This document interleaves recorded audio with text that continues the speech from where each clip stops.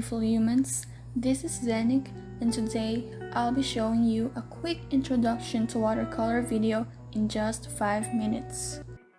The materials you will need are watercolor. These may come in tubes or in pans. Anything you have will do, no matter the price or brand. A paintbrush, spray bottle, any water container, preferably 2,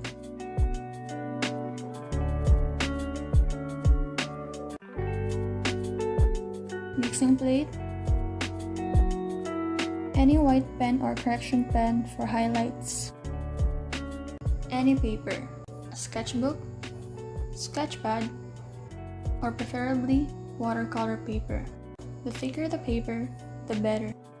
And finally, tissue paper or any scratch paper. I'm using this 190 GSM watercolor paper and this watercolor set which you can find cheap in your local art stores. This first watercolor technique that I'm showing you is done by applying a generous amount of water on paper and then applying the watercolor.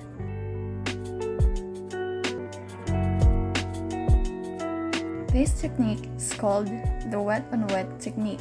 The second one is done by directly applying watercolor on paper. This is commonly used when adding more opaque strokes. This is called the dry on wet technique.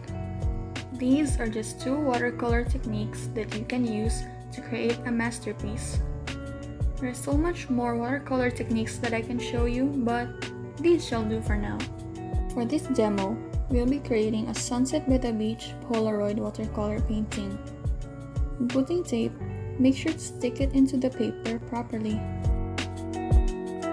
Starting off by applying a generous yet enough amount of water that the paper looks glossy instead of it pooling.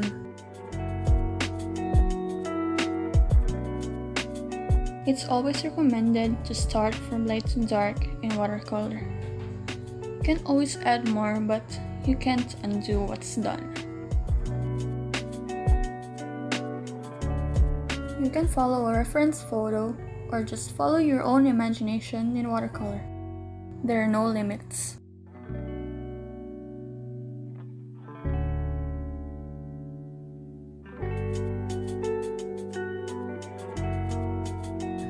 As you can see, we used the wet on wet technique for the base layer and the dry on wet technique to make the painting darker or more opaque.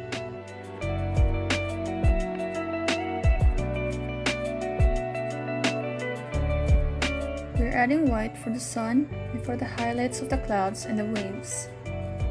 Once you're done, use the hot setting of the hairdryer to melt off the glue in the tape for it to unstick from the paper and not rip and destroy your artwork, like in this one for example.